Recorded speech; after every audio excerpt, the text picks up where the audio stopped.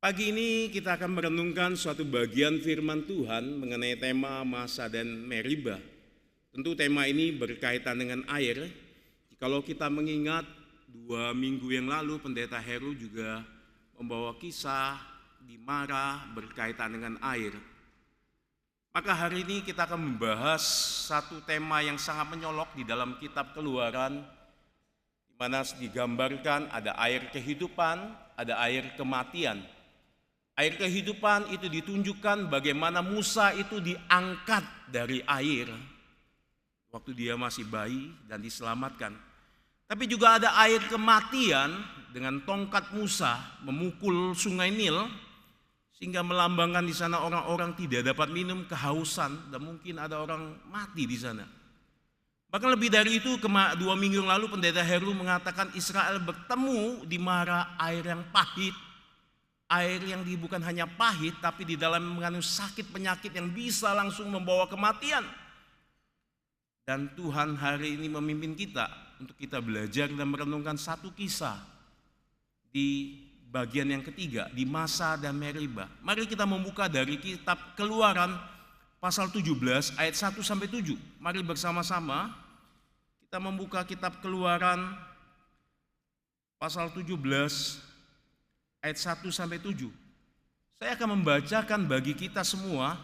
Bapak Ibu boleh memperhatikannya dengan seksama karena saya akan mengupas ayat demi ayat yang berkaitan satu kata yang penting. LAI memberikan judul Lukas pasal 17 ayat 1-7, di Masa dan di Meriba. Kemudian berangkatlah segenap jemaat Israel dari padang gurun Sin. Berjalanlah dari tempat persinggahan ke tempat persinggahan sesuai dengan titah Tuhan. Lalu berkemahlah mereka di Rafidim, tetapi di sana tidak ada air untuk diminum bangsa itu. Jadi mulailah mereka itu bertengkar dengan Musa, kata mereka, "Berikanlah air kepada kami supaya kami dapat minum." Tetapi Musa berkata kepada mereka, "Mengapakah kamu bertengkar dengan aku? Mengapakah kamu mencobai Tuhan? Hauslah bangsa itu akan air di sana."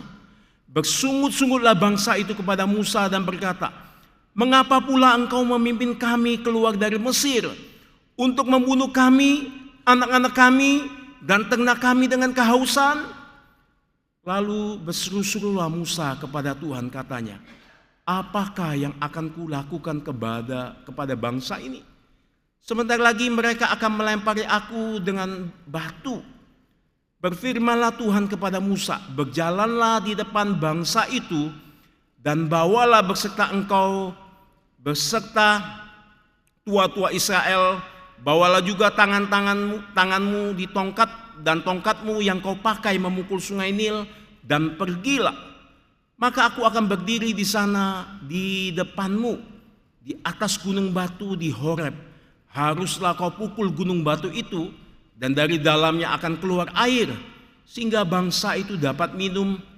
Demikianlah diperbuat Musa di depan mata tua-tua Israel. Dinamailah tempat itu Masa dan Meriba. Oleh karena itu Israel telah bertengkar dan mereka telah mencobai Tuhan dengan mengatakan, "Adakah Tuhan di tengah-tengah kita atau tidak?" Nah, Bapak Ibu, bagian ini kata Masa dan Meriba dalam satu perikop Keluaran pasal 17, ini satu kata yang berdampingan pertama kali keluar di sini. Memiliki arti yang dalam. Jikalau kita baca, bukan hanya seperti biasa Israel mengalami kekurangan air lalu mereka mulai bersungut-sungut dan kemudian terjadilah pertengkaran dan Israel mencobai Tuhan, kemudian Tuhan memberikan air. Tidak hanya seperti itu, Bapak Ibu.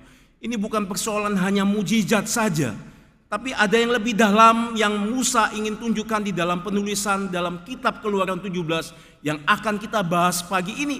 Yang pertama, Bapak Ibu, kita akan melihat satu bagian, satu pemahaman ngapa tempat ini di Rafidim menjadi satu tempat dinamai Musa menjadi tempat Masa dan Meriba. Selanjutnya kita melihat di tempat itu juga terjadi percekcokan, dan mengapa terjadi percekcokan di tempat itu sehingga terjadi konflik yang sangat-sangat menakutkan. Kemudian kita akan melihat respon Israel, dan kemudian kita akan melihat respon Musa dan Tuhan.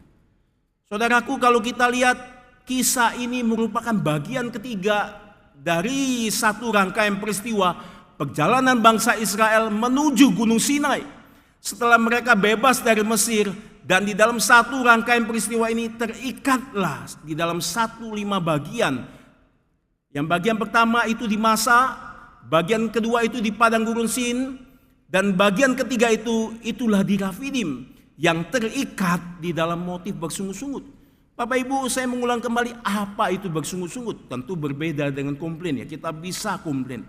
Tapi yang maksud di dalam sungut-sungut di dalam Alkitab, di dalam konteks Israel ini, yaitu berarti suatu sikap ketidakpuasan, kemarahan, keluhan, bahkan kebencian di dalam diri bangsa Israel yang berdampak besar menuju kepada kejahatan besar.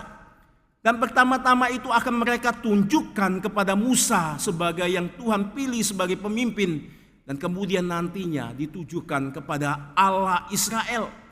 Saudara, inilah sikap yang akan mereka pelihara terus-menerus di sepanjang perjalanan di padang gurun.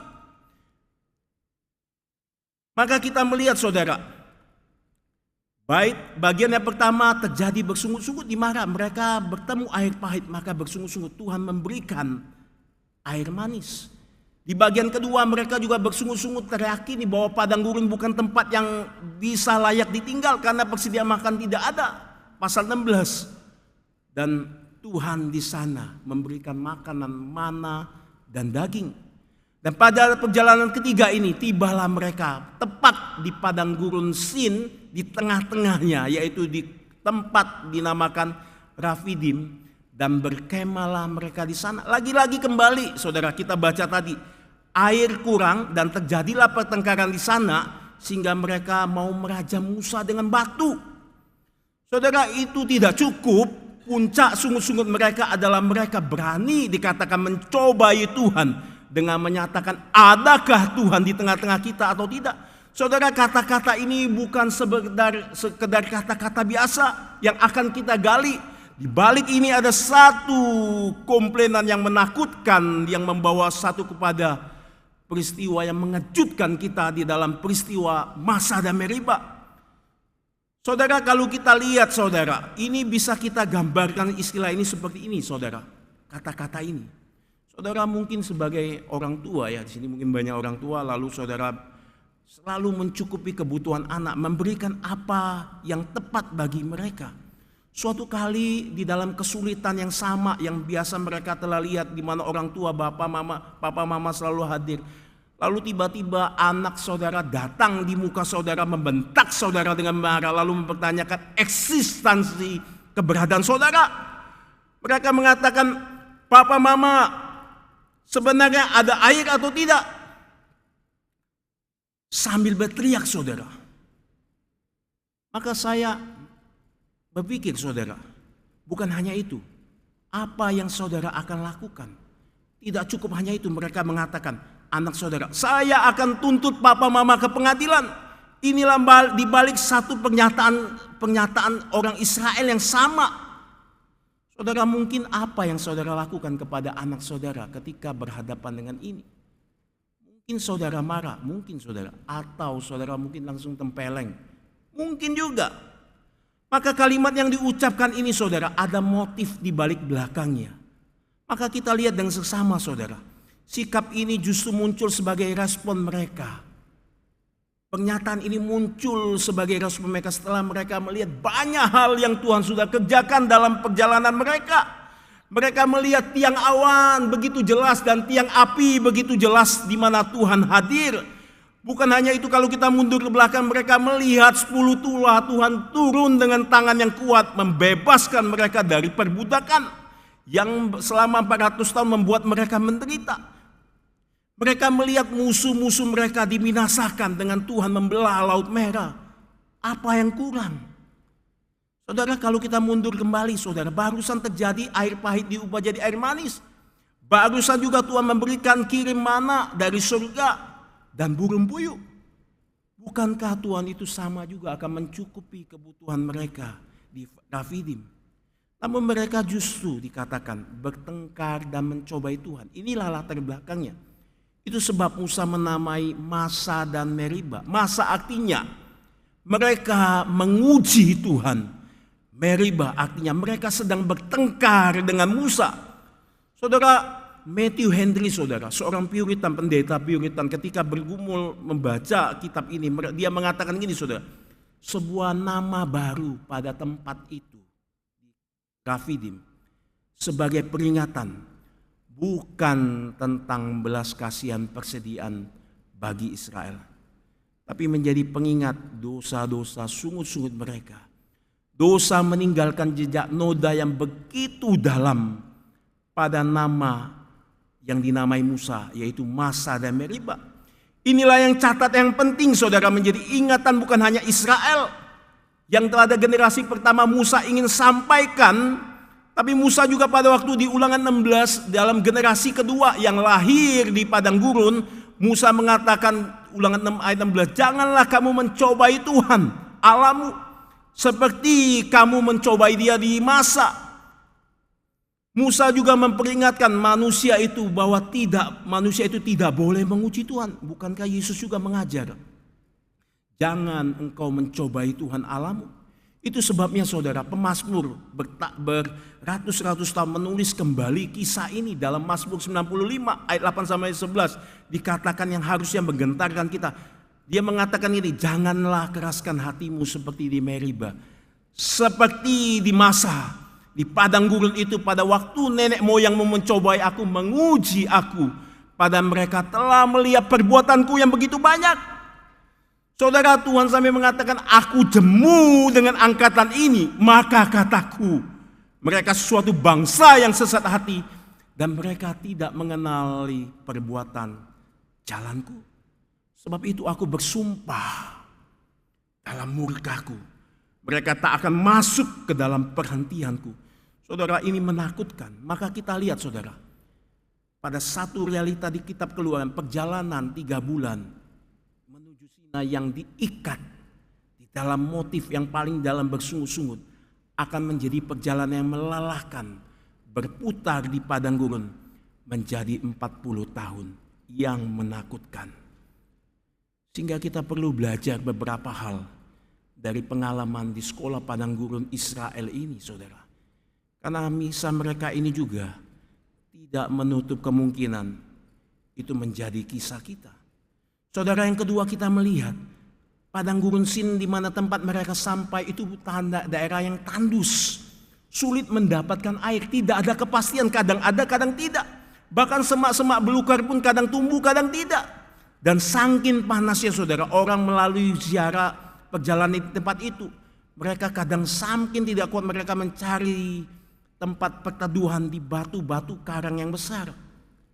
Maka padang gurun adalah tempat yang penuh ketidakpastian, tanah yang gersang yang membuat begitu banyak emosi manusia diungkapkan di sana. Dan disitulah Tuhan memperlihatkan gambaran isi hati umatnya.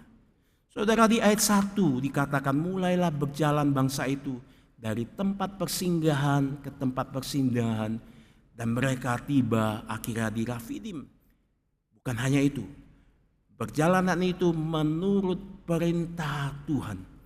Saudara, lihat dikatakan, Alkitab menyatakan tegas sekali, mereka berjalan di dalam ketaatan, di dalam GPS-nya Tuhan, Google Map-nya Tuhan, mereka taat. Tapi setelah taat, saudara, berlanjut, ada problem di sana. Saudara tahu, 1 jutaan manusia dan binatang, mungkin lebih dari jutaan, menanti air untuk mereka minum. Mungkin mereka bertanya, bukankah seharusnya kalau sudah taat kepadamu Tuhan, engkau suruh jalan, tetapi mengapa engkau mempertemukan kami dengan satu seolah rancangan kecelakaan ini? Kalau ada Tuhan bersama-sama kami, mengapa tampaknya seperti main-main begini? Oh, lihatlah Tuhan, hewan-hewan ini bisa mencari makan sendiri. Tapi saya kasih tahu Tuhan, mereka tidak dapat bertahan tanpa air. Bukan hanya itu, anak-anak kami yang masih kecil butuh perjalanan ini, butuh tempat perteduhan, butuh air. Saking teriknya matahari menerangi kami. Maka seharusnya kalau Tuhan pimpin jalan di padang gurun ini, seharusnya itu terasa seperti di padang rumput hijau melebihi kenikmatan di Mesir. Jika tidak, jangan membawa kami Tuhan, atau mengapa Engkau membawa kami keluar dari Mesir? Dan lihat saudara, mereka marah besar. Dan di ayat ketiga dikatakan hauslah mereka akan air di sana, Rafidim. Sehingga saudara, muncul saudara penekanan Musa, bersungut-sungutlah. Saudara, Rafidim biasanya tempat yang paling subur umumnya di seluruh semenanjung padang gurun yang ada di sana saudara. Air yang melimpah dan banyak pohon-pohon yang tumbuh, pohon palem. Sehingga banyak orang selalu berteduh di sana pada umumnya. Tapi hari ini saudara, Rafidim menjadi kering dan tandus.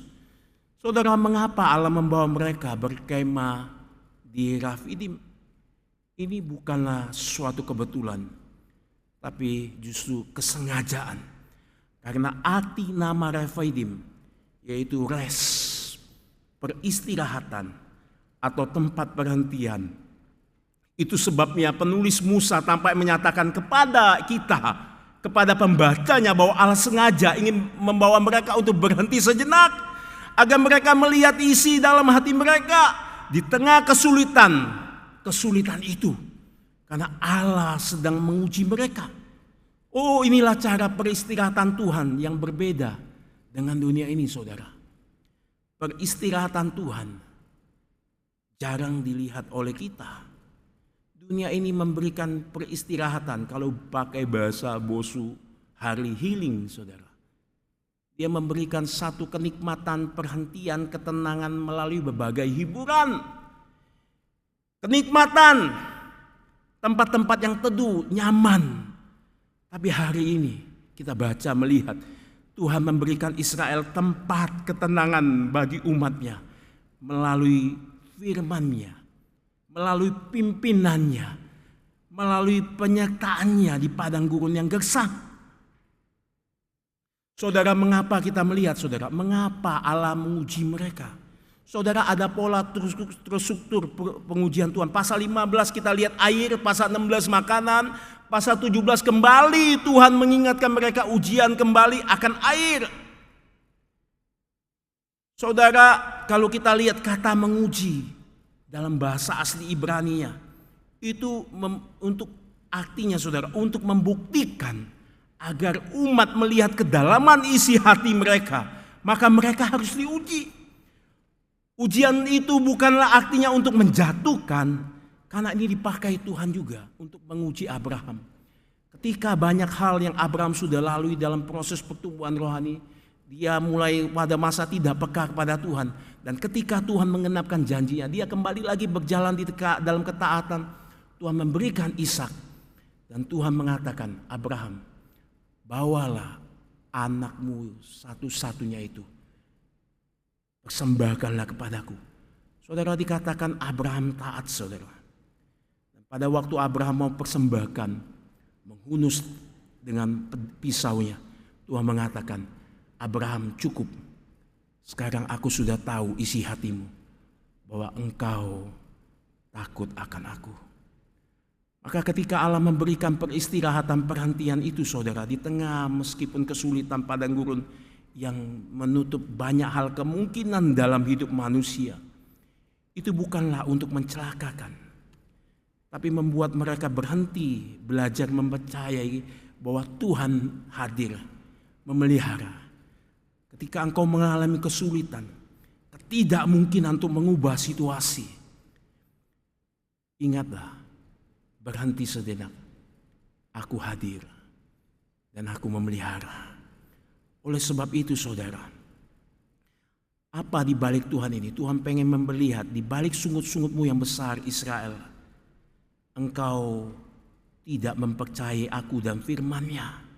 Berulang-ulang kali engkau dengar, meskipun engkau mengikuti aku di Rafidim, tetapi tubuhmu yang ada di sini, jiwamu ada di Mesir. Pendeta Harley pernah mengatakan mengeluarkan Israel dari Mesir itu satu hal sangat mudah bagi Tuhan. Tapi mengeluarkan hati dan jiwa Israel yang tertawan di Mesir itu persoalan lain, saudara. Sehingga Allah perlu membawa mereka masuk ke padang gurun, termasuk kepada Rafidim. Dan di sini kita perlu menyadari adanya kalanya, saudara. Ketika kita sudah taat berjalan, mulai belajar mempelajari firman Tuhan, kita mulai menikmatinya, itu tidak berarti, saudara, saudara akan bebas lepas dari persoalan yang jauh lebih sulit seperti dialami Israel di Rafidim. Namun justru di sanalah ketika itu Tuhan akan memberikan rest bagi kita. Kita belajar mempercayai Dia. Memang ada selalu kekurangan di dalam hidup kita. Selalu keterbatasan kita untuk mengenal Tuhan. Tapi ada selalu kecukupan melalui firman yang Tuhan berikan, janjikan kepada umatnya. Maka ingatlah saudara, ujian Tuhan berikan pada umatnya. Biasanya itu dimulai dari saudara mulai taat, mulai melangkah mengikuti pimpinan Tuhan. Saudara, ada komentari mengatakan ini begitu membuat saya kaget. Disitulah kita belajar untuk belajar menghidupi firman Tuhan day by day.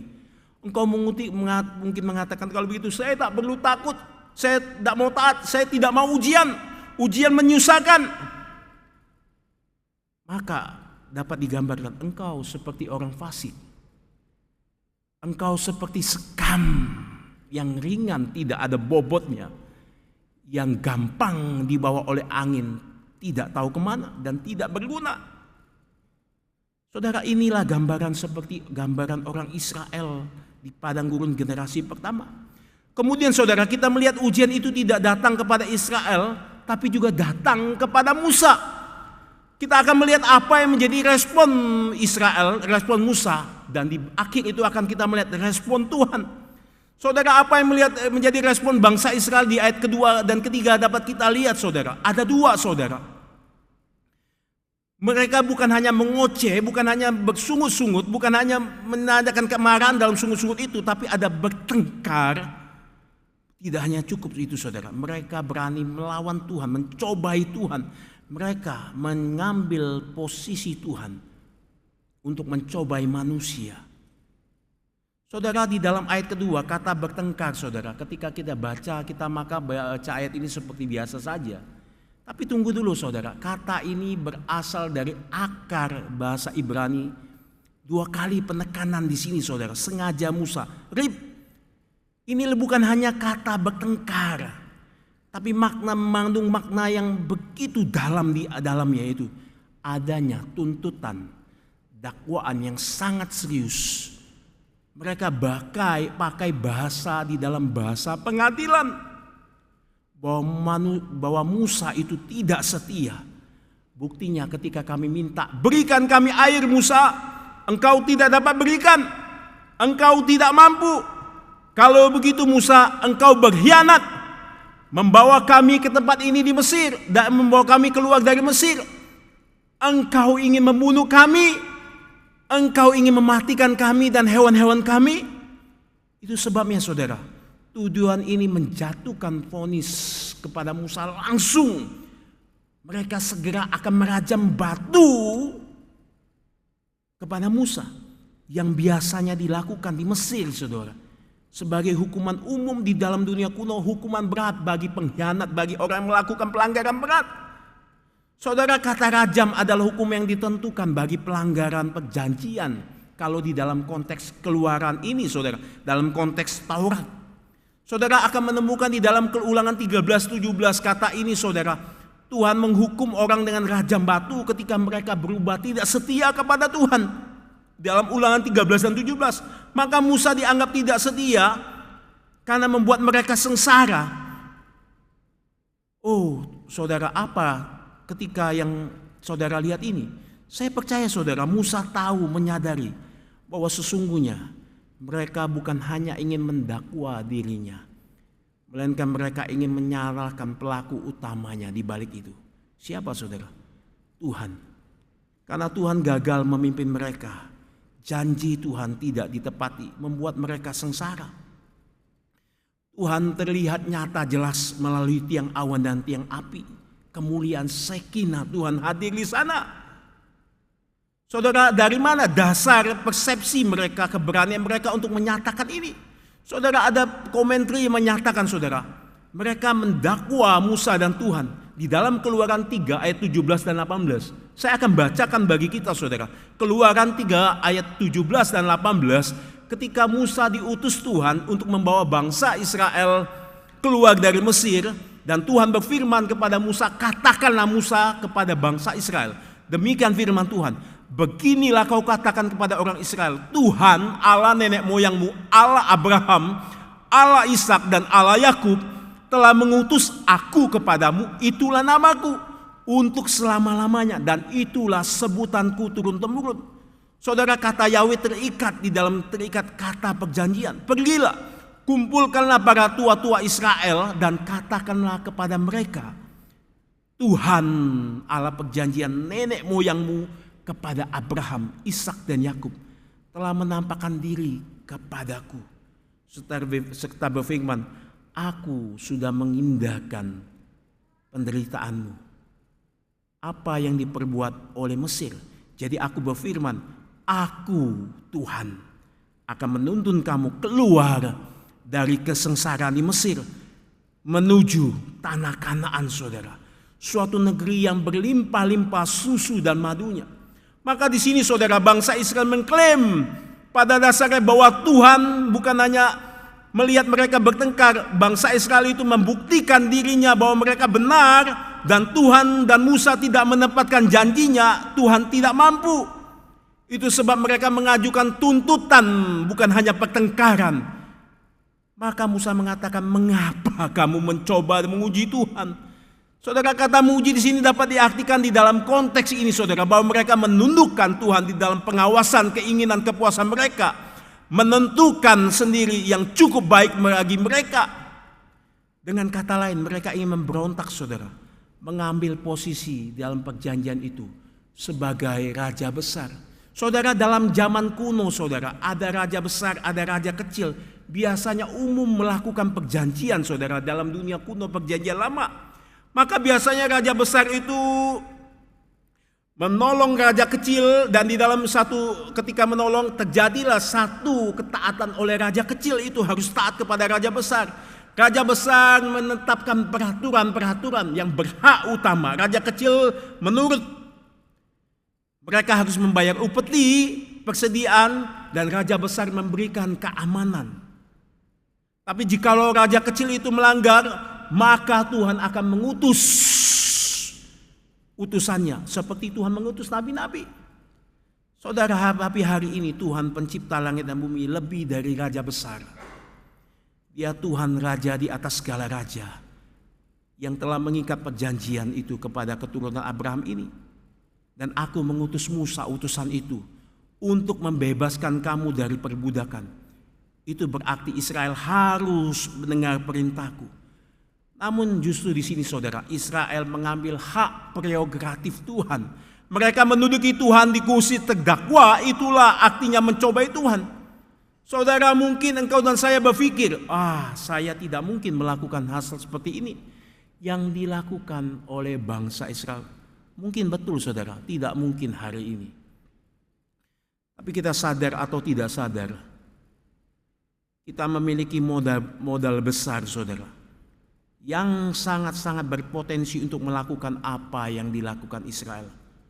Mungkin itu bermula saat saudara mengalami ketidakpuasan dan dipenuhi kemarahan. Mungkin itu pertama kepada orang tuamu. Mungkin kepada istri atau suamimu. Atau mungkin kepada anak, pembantu, atau terhadap pemimpin di tempat kerjamu. Bahkan mengenai keadaan situasimu sendiri yang begitu sulit, bibit unggul itu mulai muncul yang nantinya mungkin diarahkan pada Tuhan. Saudara, mungkin seperti Adam, mengapa Tuhan kau tempatkan wanita itu di sisiku? Saudara, saya melayani satu anak, saudara. Saya kaget, mengapa Tuhan izinkan saya harus lahir dunia ini memiliki papa mama seperti ini? Oh, saya gemetar saudara ketika jadi orang tua. Waktu hari Rabu saya melayani seorang mahasiswa saudara, saya PI di Cikini saudara.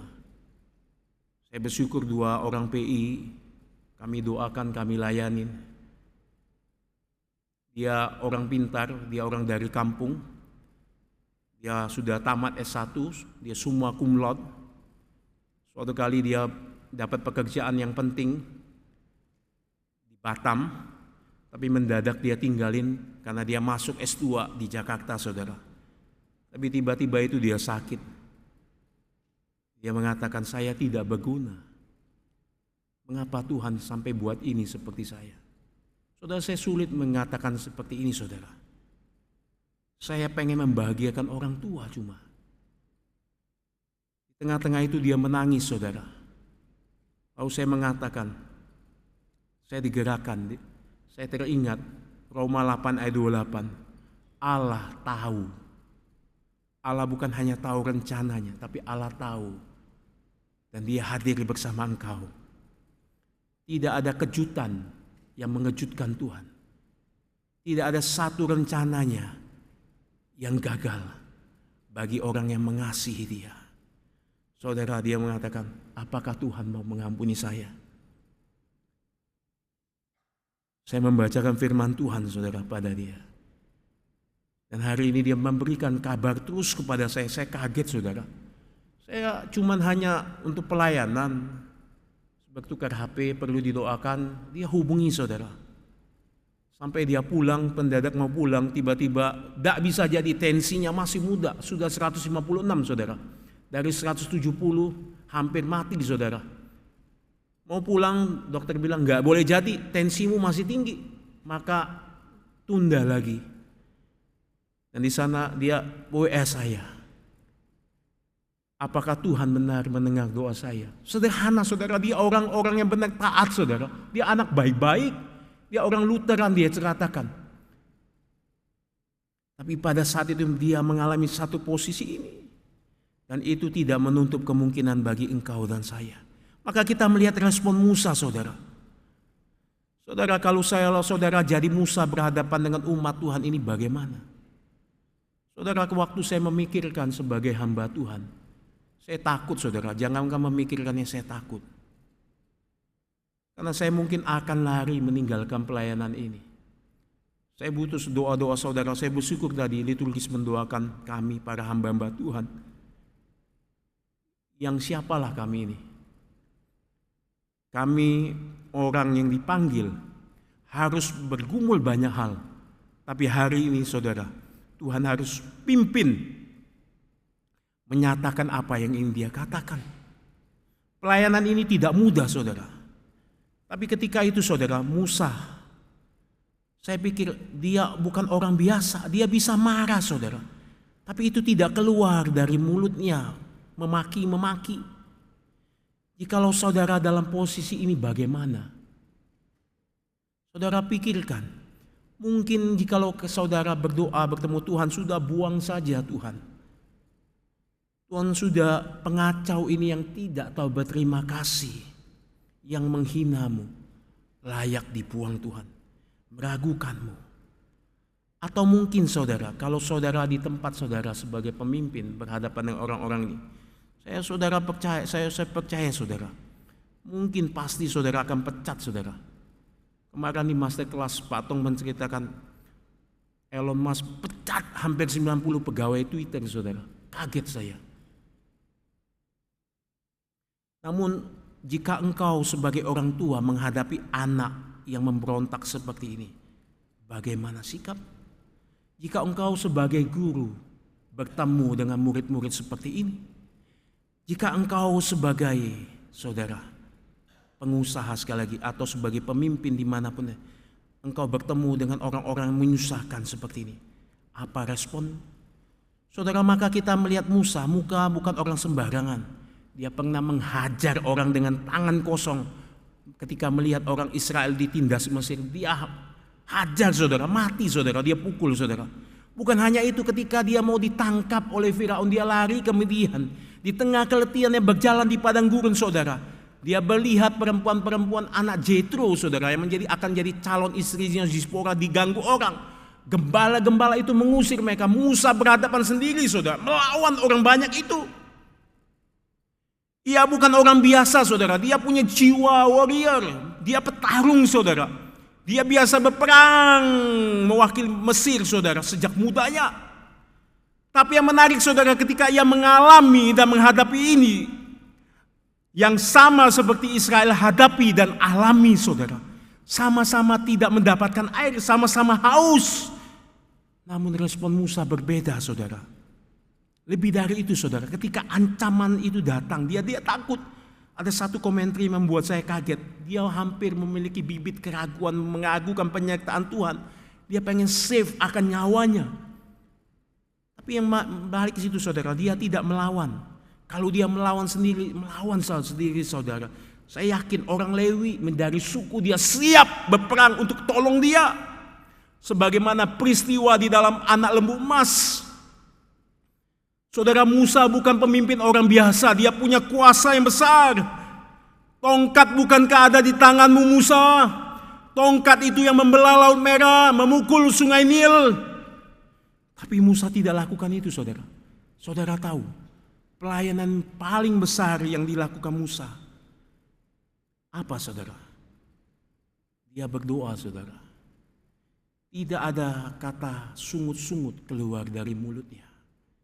Dia menghampiri tahta kasih karunia Tuhan. Mengapa, saudara? Karena ia mempercayai kehadiran khusus Tuhan bersama dia. Pemeliharaan Tuhan itu real, nyata. Maka ia meminta pertolongan Tuhan, saudara. Dalam bahasa penekanan asli, dia berseru-seru dengan sungguh. Dan menarik, Tuhan mendengar respon Musa dengan segera.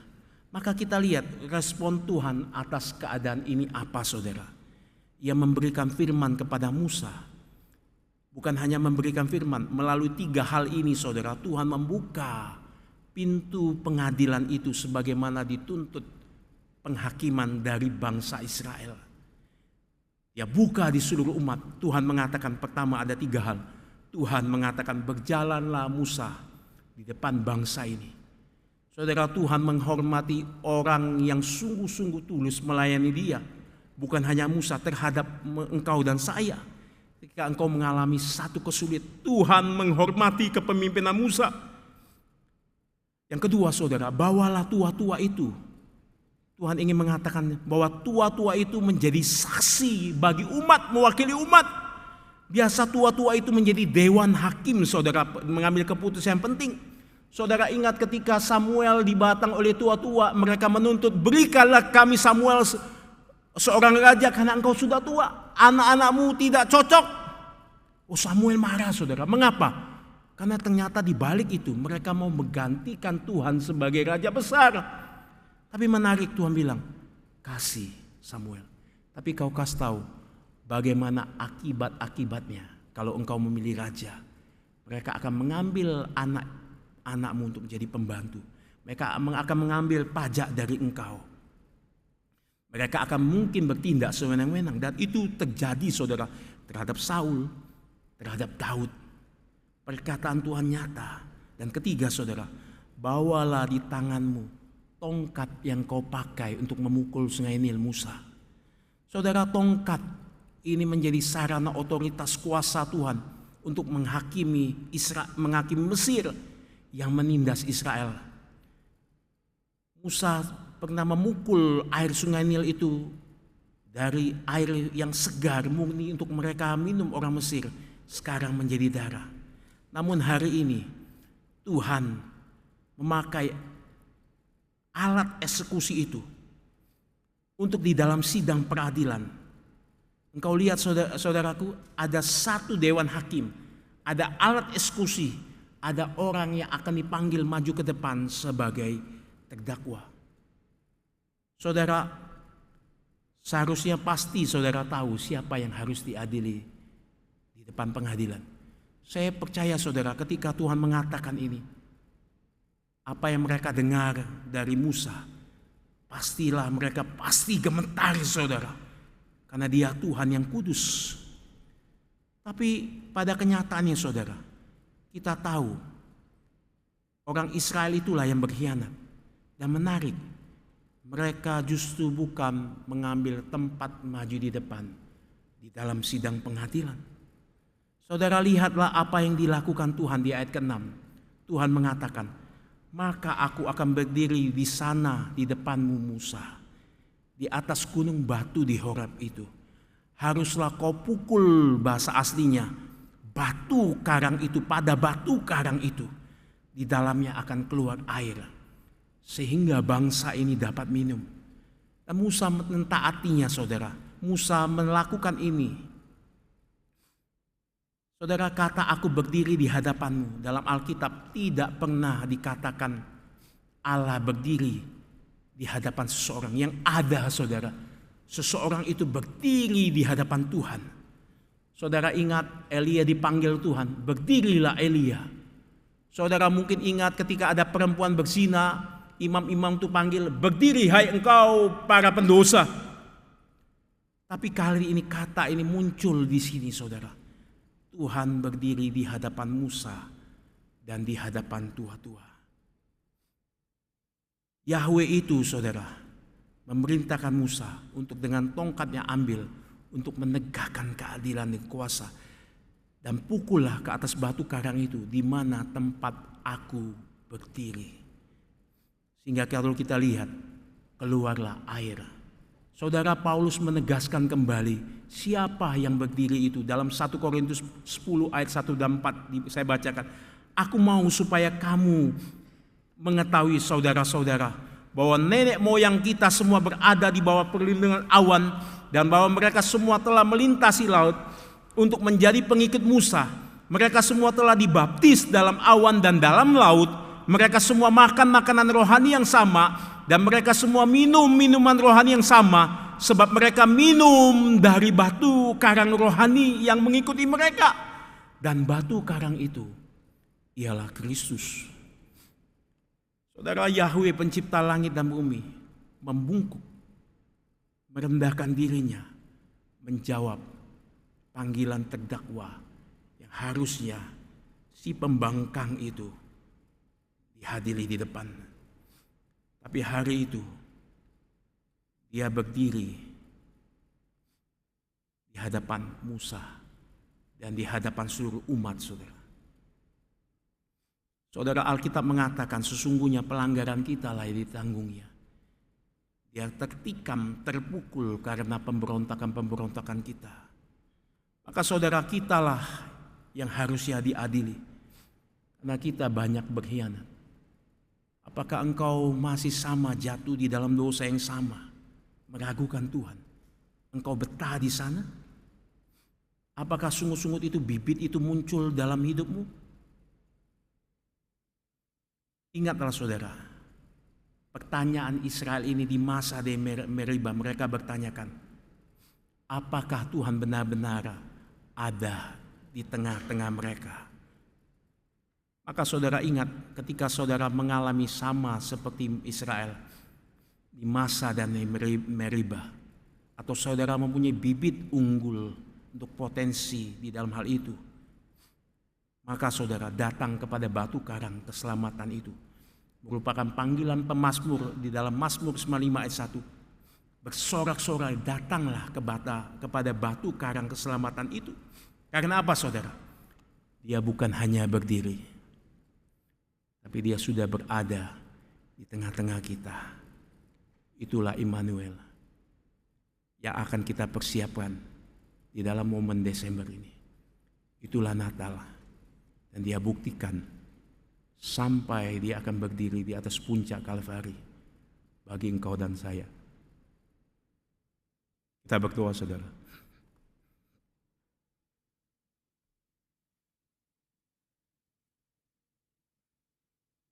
Saudara, saya mengajak kita untuk menyanyi saudara. Kalau saudara sambil kita merefleksikan, kita menyanyi, bawalah aku Tuhan dekat ke salibmu. Saudara mungkin berdoa sebentar di hadapan Tuhan.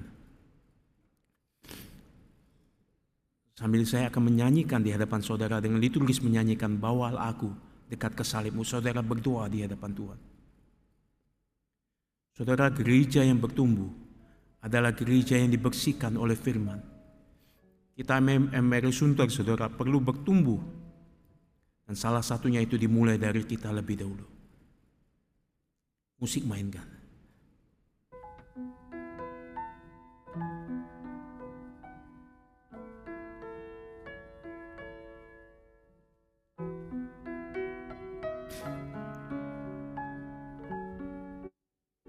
Liturgis menyanyikan.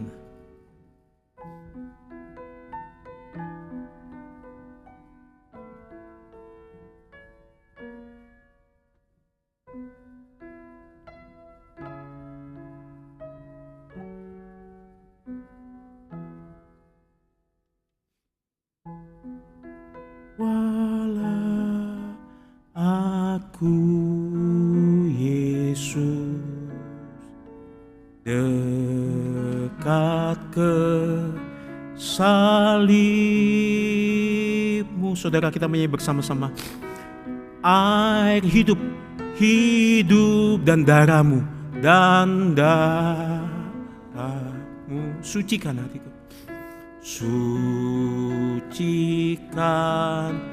hatiku. Saudara, kita bangkit berdiri. Salibnya, salibnya selamanya mulia, selamanya mulia. Dosaku, dosaku dihapuskan oleh darah Yesus.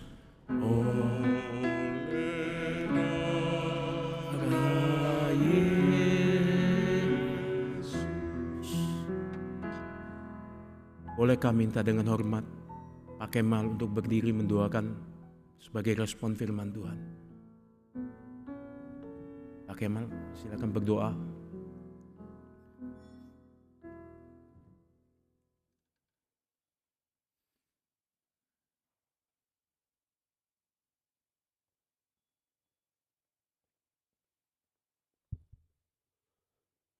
Bapa kami di dalam surga, Tuhan, sekali lagi kami mengucap syukur Tuhan untuk firman-Mu pada pagi hari ini. Tuhan, Engkau sendiri yang tahu akan kehidupan kami, keadaan kehidupan kami seperti bangsa Israel, Tuhan, yang tidak bersyukur dengan apa yang telah Tuhan pimpin di dalam hidup kami ini, Tuhan. Sometimes kami juga menuntut lebih bahwa Tuhan untuk memberikan kami sesuatu yang sangat kami inginkan. Tuhan, pada pagi hari ini kami belajar sekali lagi Tuhan untuk mengerti akan kehendak-Mu, untuk berjalan seturut dengan firman-Mu Tuhan pada pagi hari ini. Kiranya Tuhan pimpin setiap daripada kami yang mendengarkan firman-Mu pagi hari ini tidak sia-sia, tetapi firman terus menguatkan hidup kami, dan firman ini terus membawa kami kepada jalan-Mu, jalan kebenaran Tuhan. Terima kasih untuk firman-Mu pagi hari ini Tuhan. Terus pakai hidup kami Tuhan untuk memuliakan dan menikmati Engkau selalu. Hanya di dalam nama Tuhan Yesus kami berdoa dan mengucap syukur. Amin.